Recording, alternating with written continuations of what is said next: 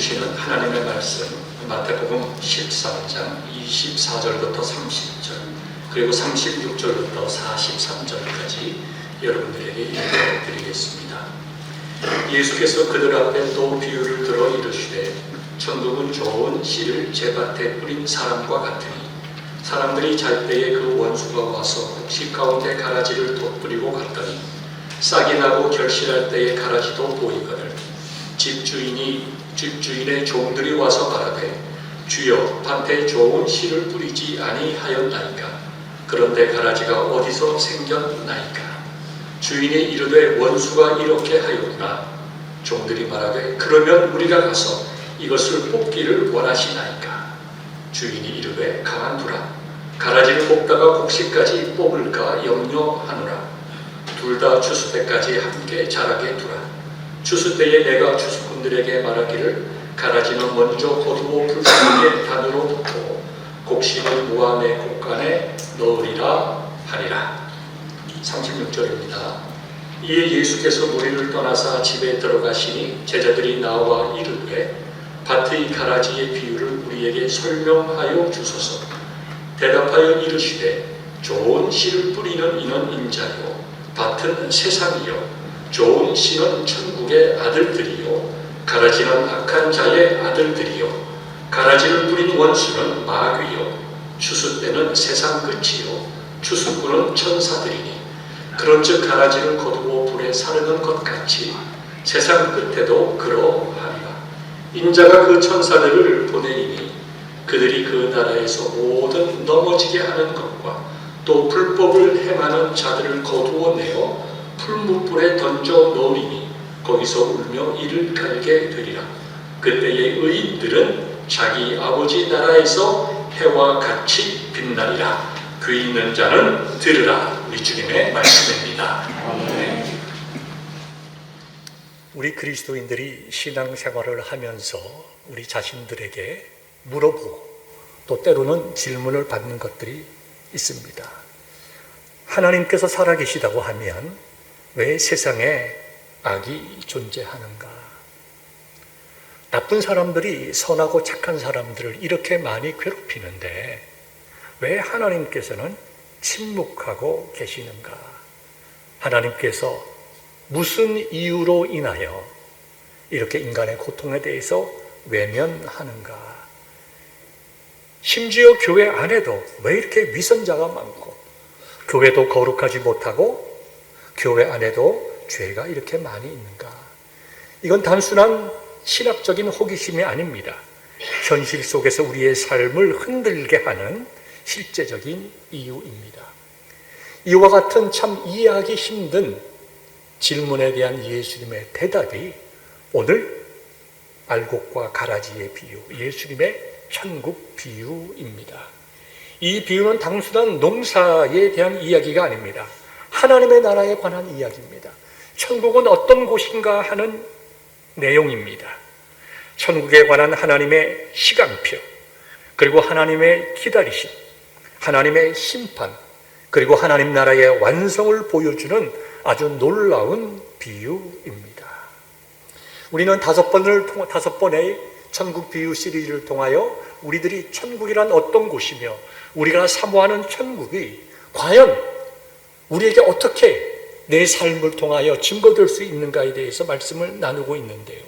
지난주에는 첫 번째 비유로 4가지 땅에 떨어진 씨 비유를 우리가 함께 나누었습니다. 그리고 우리의 마음의 밭이 어떤지 영적인 진단도 가졌습니다.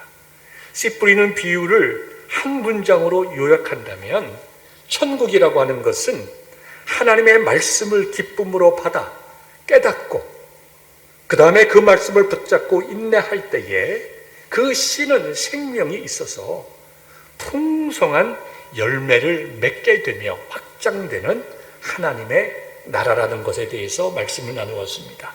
이 천국이라고 하는 씨 뿌리는 비유를 통하여 주신 천국이라고 하는 것은 가라지의 비유, 즉 오늘 우리가 나눌 말씀과 아주 잘 연결이 되어 있습니다.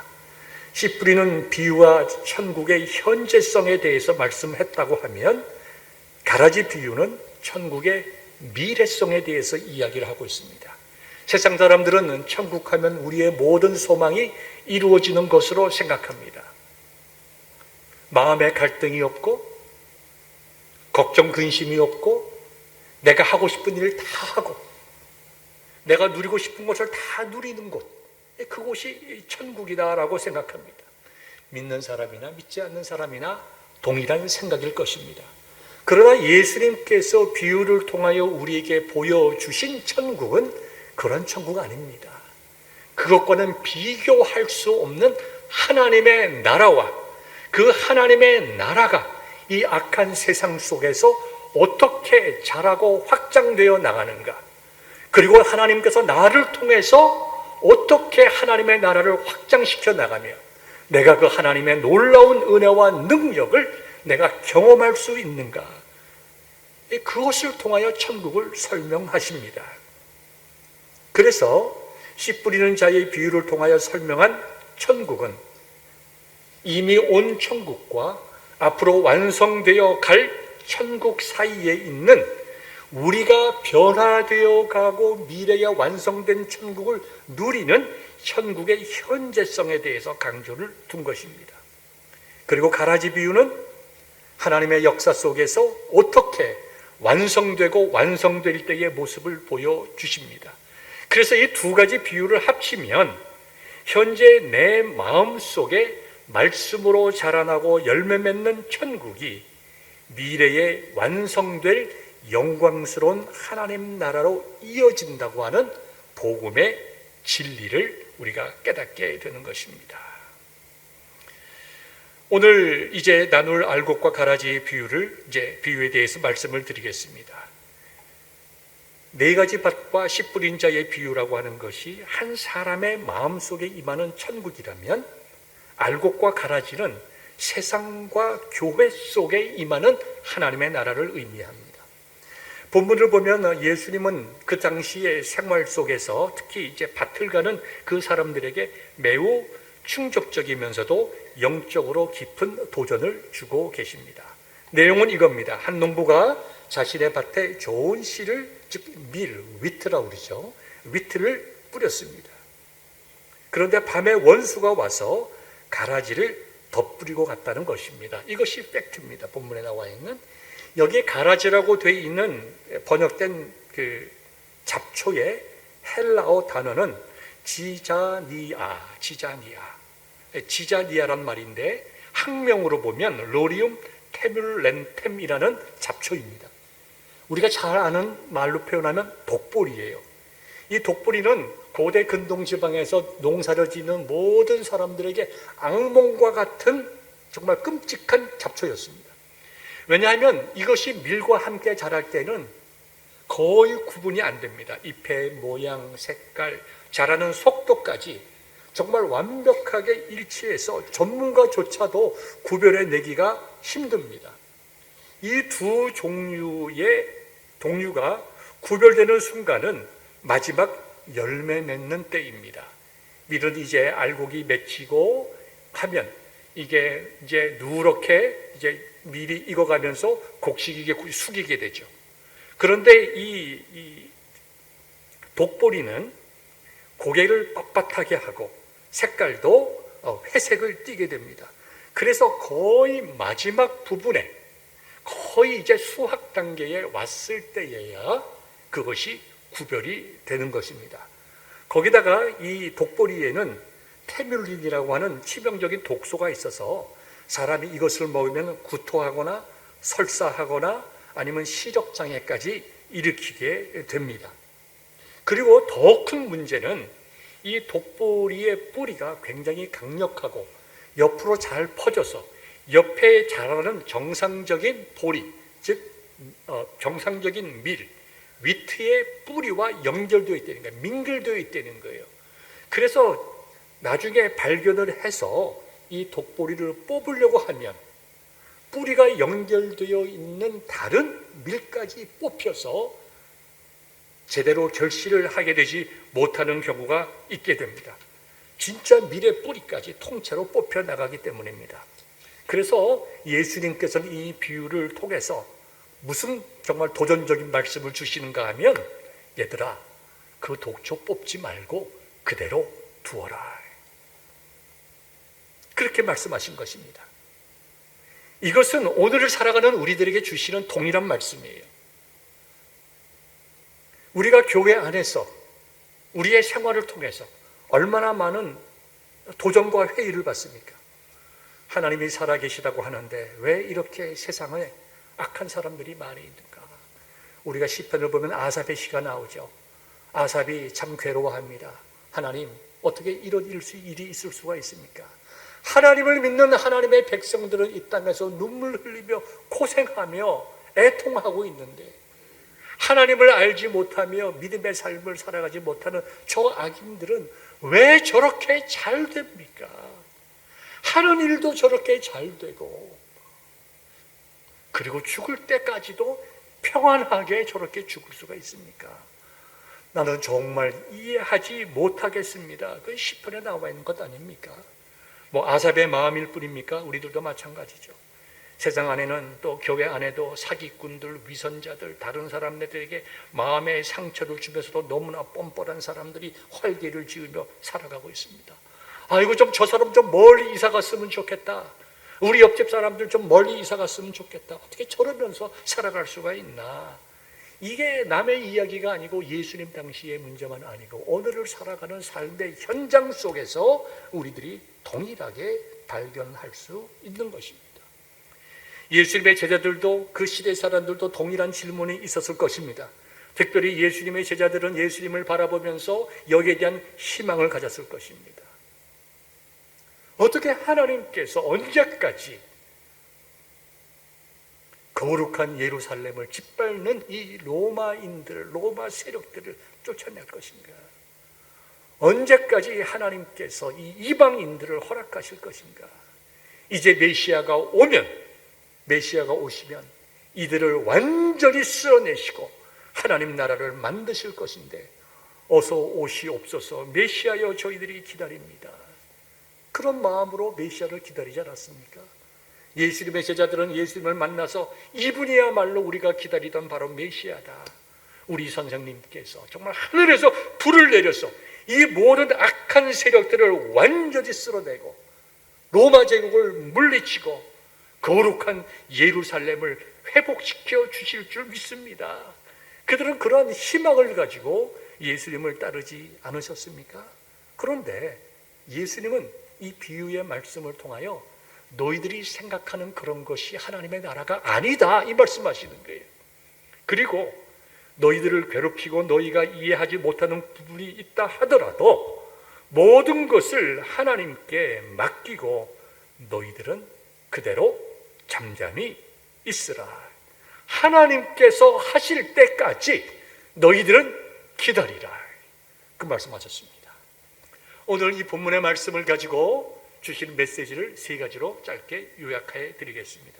첫 번째는 이 시대에는 악이 공존합니다.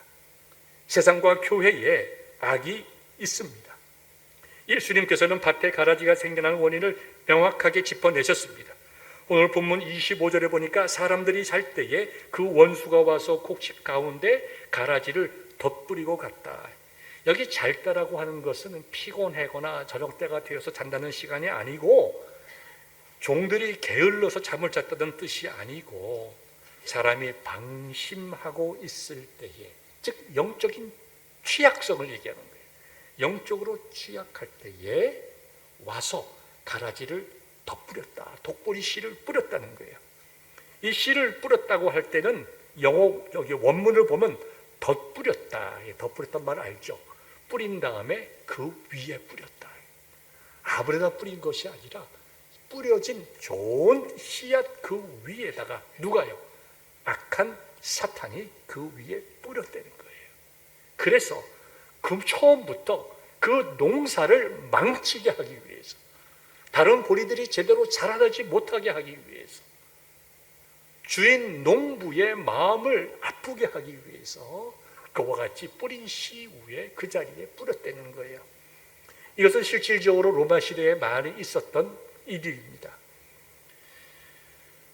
전쟁을 할 때도 수확기가 되기 전에 이제 씨를 뿌릴 때가 되면 적국의 나라에 가서 농사짓는 백성들의 땅에 그와 같은 씨를 뿌리는 일이 있었습니다. 그리고 일반 사람들 사이에서도 서로 사이가 나쁘거나 원수가 지었을 때에 밤에 몰래 가서 그 독보리 씨를 뿌렸습니다. 그러면 그것이 거의 결실하게 될 때, 열매 익을 때까지 아무도 모르는 것입니다. 그래서 그 당시에 로마는 법으로 만들어 놨습니다. 남의 밭에 가서 독보리 씨를 버리는 자들은 강력하게 처벌할 것이다. 그만큼 그 시대에도 그러한 일들이 있었다는 것입니다. 그 시대뿐만이 아니죠. 지금 이 시대까지 항상 원수는 하나님의 나라가 확장되는 것을, 천국이 확장되는 것을 막기 위하여, 성도들이 건강하고 열매 맺는 것을 막기 위하여, 영적으로 연약해져 있을 때, 영적으로 침체되어 있을 때, 여러 가지 시험 속에 있을 때 아주 교묘하게 교회에 독보리를 뿌리고 우리의 마음속에 뿌리는 것입니다. 언제가 제가 신문 기사를 봤는데요, 한국의 그 신천지가 참 기세 아닙니까? 어느 교회 사진을 보니까요, 교회 앞에 이렇게 플랜카드를, 배너를 붙여놨어요. 신천지 출입금지, 신천지 출입금지. 여러분, 신천지는 대화의 대상이 아닙니다. 우리가 그들을 설득할 필요도 없습니다. 주님께서 그렇게 하지 말라고 했습니다. 이단들은 대적하라. 그리고 그들과 대화하지 말 것을 성경이 우리에게 가르치고 있습니다. 여러분들도 경험하셨겠지만 여호와의 증인들 집으로 방문하죠. 2사람씩 방문하죠. 저희 집에도 참 많이 제가 없을 동안에 참 방문을 했는데, 제처가 우리는 교회 다닙니다, 우리는 베델교회 다닙니다 라고 얘기를 해도 그래도 이 얘기 좀 하자고 계속 이야기를 합니다. 한 번은 제가 있는데 그분들이 왔어요. 두 분이 꼭 한국 분들이 오십니다. 제가 문을 열고 얘기했습니다. 저는 베델교회 목사입니다. 다시는 저희 집에 문을 두드리지 마십시오. 제가 분명하고 단호하게 그분들의 눈을 바라보면서 이야기했습니다. 물론 제가 그들에게 화내지 않았습니다. 그들에게 무례하게 행하지 않았습니다. 그러나 단호하게 나는 베델교회 목사입니다. 우리 집에 오지 마십시오. 딴 데 가서 전도하는 말 하면 안 됩니다. 마찬가지예요. 항상 쉼 없이 악한 영들은 우리를 자라나지 못하게, 우리가 열매 맺지 못하게 우리들의 마음속에 세상의 모든 악한 것들을 뿌리려고 합니다. 누가 하는 일입니까? 마귀가 하는 일입니다. 그런데요, 처음에는 그것이 좋게 보일 때가 있습니다. 여러분, 요즘에는 얼마나 많은 가짜들이 많은지 진짜와 가짜가 구별하기가 힘들지 않습니까? 카운터핏이라고 그러죠. 위조 지폐도 많이 있고, 언젠가 신문을 보니까 여성들이 좋아하는 가방 같은 거에도 A급, B급, C급이 있어가지고 A급 같은 경우에는 정말 전문가가 보더라도 구별이 잘 안 됐다. 그러나 모든 사람들이 똑같이 얘기하는 것이 있습니다. 시간이 지나면 정품과 가품의 구별이 된다. 시간이 지나지 않더라도 비 올 때 가방 속에, 품 속에 집어넣으면 정품이고 머리 위에 이면 가품입니다. 여러분이 다 경험해 보시지 않았습니까? 가짜가 진짜처럼 보이지만 반드시 구별되는 때가 있다는 것을 우리가 꼭 기억을 하여야 합니다. 우리가 구별할 필요가 없습니다. 하나님께서 내버려 두라, 주님께서 내버려 두라고 하셨습니다. 그것이 두 번째입니다. 우리 주님께서 가라지를 그대로 두라고, 가만두라고 한 것은 무슨 말인가 하니까 허용하라는 말이에요. 이것은 하나님이 악인들을 당장 불로 심판하지 않는 특별한 이유가 있다라는 것입니다. 악인들의 힘이 강해서가 아닙니다. 당장 심판하기 위해서 밭을 갈아엎으면, 말씀드린 대로 그 독보리를 뽑으면 그 독보리의 강력한 뿌리들과 연결되어 있는, 민글되어 있는, 섞여 있는 다른 좋은 밀까지 뽑혀 나와서 열매를 맺지 못하기 때문에 그대로 두라고 말씀하신 것입니다. 여러분, 교회 안에도 보면 한 사람이 잘못할 수가 있습니다. 그러나 그 한 사람의 문제가 아닙니다.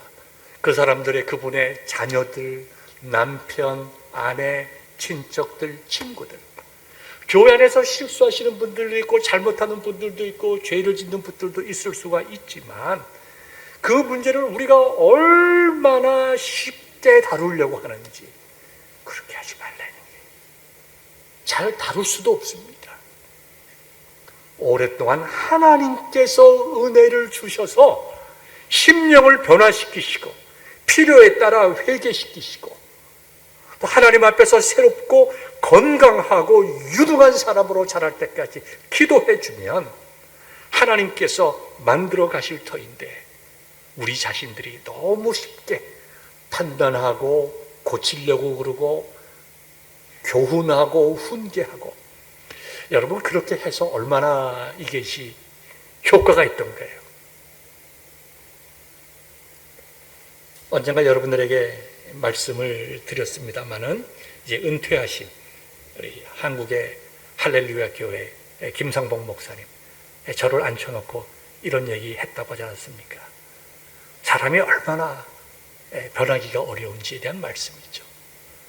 오랫동안 교회에 어려움을 끼치는 분이 있으면 그 목사님은 6개월 동안 그분을 위해서 간절히 기도하며 동시에 그분의 고쳐야 될 점을 자세히 기록한, 그리고 6개월 뒤에 그분하고 만나서 제일 좋은 식당에서 그분을 위해서 잘 식사 대접을 하고 그 다음에 조심스럽게 성도님의 연약한 부분을 이야기하고 그동안 기도해왔다고 이야기하고, 이렇게 고쳐지면 귀한 주의 종이 될 수 있겠다, 하나님의 놀라운 사람이 될 수 있겠다, 그렇게 설명을 하고 권면을 해도 그분의 경험상 받아들일 수 있는 확률이 50-50 그대로 얘기합니다. 그분이 그래요. 50-50. 그런데 우리는 다른 사람의 연약한 점이나 어려운 점을 보고 6개월 동안 그분을 위해서 기도했습니까? 그분의 연약한 점을 위해서 정말 구체적으로 내용을 적어놓고 기도했습니까? 그분의 마음을 돌리기 위해서 정성을 다하여 섬겼습니까? 그리고 그분에게 겸비한 마음으로 좋은 신앙적인 권면을 했습니까? 그렇지 않다면 우리가 잘못하고 있는 거예요. 난 뒤끝이 없어, 난 앞에서 말하면 뒤에서 잊어먹어, 그건 자기 얘기죠. 자기 하고 싶은 말 다 함으로 본인은 시원할지 모르지만 얼마나 많은 사람들이 그 한두 마디 자기가 다른 사람을 위해서 한다고 하는 말, 교회를 위해서 한다고 하는 말 때문에 마음속에 얼마나 큰 시험과 상처를 받습니까? 우리가 주님께서 주시는 이 내버려 두라, 이 말에 대해서 우리는 굉장히 중요한 교훈과 도전을 받아야 하는 것입니다. 주님의 관심은 무관심이 아니에요. 고통당하는 알고에 대한 무관심이 아닙니다. 옆에서 영양분을 쫙쫙 빨아갈 때에 좋은 그 밀들이 자라지 못하는 것에 대해서 무시하는 것, 무관심하는 것이 아닙니다. 문제는 뭡니까? 독뿌리를 뽑다가 밀들이 뽑혀 나갈 것을 걱정하시는 거예요. 주님의 관심은 생명입니다. 하나님의 은혜 가운데 있을 때 우리는 자라나는 거예요. 오늘은 좀 부족하고 연약해지더라도 내일 우리는 하나님의 은혜 가운데 건강하고 튼튼하게 신앙적으로, 영적으로, 인격적으로 자라날 수 있는 것입니다. 그러나 뿌리가 뽑혀버리면 기회조차 없어지는 거예요. 아, 저분 교회에서 나갔으면 좋겠다. 일순간에는 시원하겠죠. 그러나 그분을 자라게 할 수 있는 기회를 스스로 버리는 것입니다. 하나님께서 기뻐하는 일이 아닙니다. 우리 주님은 하나의 관심, 한 알곡도 잃지 않겠다는 것입니다. 그래서 그대로 두어라, 허용하라 라고 말씀하시는 것입니다. 그뿐만 아닙니다.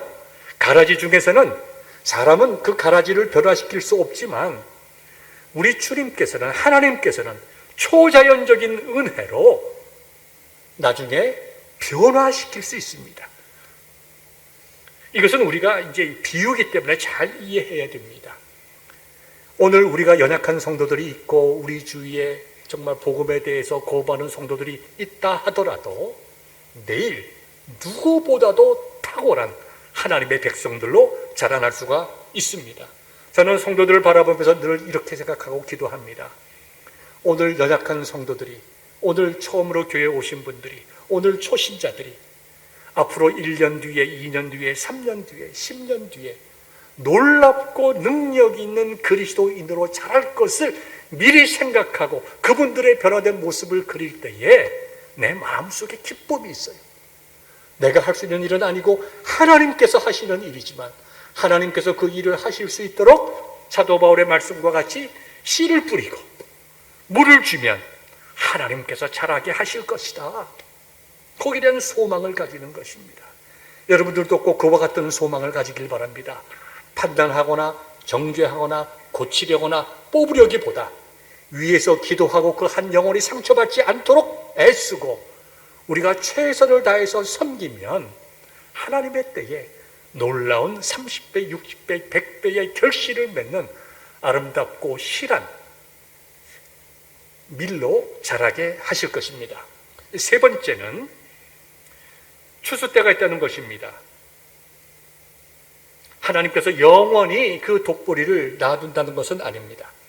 마태복음 오늘 본문이죠. 13장 30절 하반절을 보면 추수 때에 내가 추수꾼들에게 말하기를 가라지는 먼저 거두어 불사르게 단으로 묶고 곡식은 모아 내 곡간에 넣으라 하리라. 이 땅에서의 공존이 영원하지 않습니다. 반드시 추수 때가 있다는 거예요. 예수님께서는 종말론적인 현장을 생생하게 모십니다. 묘사합니다. 천사들이 와서 모든 넘어지게 하는 것들과 불법을 행하는 자들을 거두어서 풀무불에 던져 넣을 것입니다. 그러나 진짜 알곡 성도들의 운명은 뭐라고 말씀하셨는가 하니까 본문 43절에 기록된 대로 그때의 의인들은 자기 아버지 나라에서 해와 같이 빛나리라 그랬습니다. 해와 같이 빛난다고 할 때에 이 빛난다는 말의 원어는 에클람포스도유신이란 말인데요. 내 속에 감춰져 있던 광채가 밖으로 강렬하게 폭발하여 사방을 비추게 된다는 것입니다. 얼마나 놀라운 일입니까? 마지막 때에 성도들은 그 속에 감춰져 있던 광채가 밖으로 강렬하게 폭발하여 사방을 비추게 된다는 것입니다. 이 땅에 살아갈 때에는 가라지들이 더 득세하는 것 같고 악인들이 이기는 것 같고 세상에는 불공평하고 의로움이 없는 것처럼 보이지만 그래서 믿음 가운데 기도하며 눈물 흘린 적이 참으로 많이 있지만 하나님의 때가 되면 하나님께서 우리들을 높이시는데 우리 속에 우리가 마치 상상하지도 못했던 놀라운 광채가 밖으로 강렬하게 폭발하여 사방을 비추게 될 것이다. 그와 같이 말씀하신 것입니다. 이제 말씀을 정리하겠습니다. 우리가 이 비유의 말씀을 통해서 세 가지를 꼭 기억할 수 있길 바랍니다. 첫 번째, 세상의 악과 불의를 보면서 실망하지 마십시오. 왜 세상에는 악이 존재하고 있는가? 너무 깊이 생각하지 마십시오. 예수님께서 재림하실 때까지 이 땅에 악은 존재한다고 성경이 증거하고 있습니다. 그러나 분명히 깨달아야 할 것은 이것은 하나님의 무능함도 아니요 영원히 이어지는 것이 아니라 하나님의 때까지 하나님의 백성들을 훈련시키시고 성숙하게 하시고 열매 맺게 하시는 하나님의 놀라운 은혜가 이 속에 있다는 것을 기억하시고 소망을 가지시기를 바랍니다. 두 번째, 내면의 영적 열매를 맺기 위해서 우리가 노력해야 합니다. 마귀는 우리를 속이는 자입니다. 가라지도 겉보기에는 밀과 똑같습니다. 나의 직분이나 내가 얼마 동안 교회를 다녔다든가 내가 얼마나 교회에 대해서 잘 이해하고 알고 있다든가 그런 것들은 우리 신앙의 본질적인 것이 아닙니다. 우리 신앙이 본질적인 좋은 열매가 맺기 위하여 우리 자신들은 지난주에 나눈 네 밭의 비유와 같이 우리가 뽑을 수 있는 것, 우리 속에 있는 여러 가지 엉겅퀴들, 독초들, 쓴뿌리들, 우리의 모난 성격들, 남과 타협하지 않으려고 하는 그러한 잘못된 마음들, 모든 것이 내 뜻대로 되어야 만족하는 그 모든 것들을 뽑아내고 우리의 거치고 굳은 마음 다 걷어내고 땅을 기경하듯이 우리의 마음을 잘 뒤집어서 하나님께서 나에게 말씀하실 때에 그 말씀을 아멘으로 받고 그 말씀대로 살아가기 위해서 인내하게 되면 하나님께서 여러 가지 어려움을 겪는다 하더라도 하나님께서 알곡과 가라지 비유를 통해서 우리에게 주신 메시지처럼 우리를 지키시고 인도하시고 열매 맺게 하신다는 것입니다. 우리는 이 열매 맺는 일에 열심을 내야 됩니다. 열매 맺는 일에. 세 번째는 최종 승리를 붙잡고 우리 앞에 나타날 해와 같이 빛날 영광을 소망하는 성도들이 될 수 있기를 바랍니다. 해와 같이 빛난다는 말은 어떤 의미를 좀 더 구체적으로 가지고 있을까요? 이것은 성도가 부활의 몸을 입고 하나님의 영광과 성품을 완벽하게 반영하는 온전한 상태가 되는 것을 말합니다. 하나님의 나라에서 변화된 우리들의 모습을 이야기하는 거죠. 스스로 빛을 내지 못하던 성도들이 빛의 근원이신 하나님의 영광을 받아 해처럼 밝게 하나님의 영광을 투사할 수 있는 놀라운 복을 받게 됩니다. 성품과 존재가 완전히 변화되죠. 세상에서는 우리는 유혹에 빠지고 아픔이 있고 상처가 있고 하지만 마지막 때에 우리들은 변화되어 더 이상의 유혹과 아픔과 상처가 없는 완전한 거룩함과 완전한 기쁨 속에 들어가게 될 것입니다. 그리고 우리가 부활의 영광스러운 몸으로 영원토록 주님과 함께 살게 될 것입니다.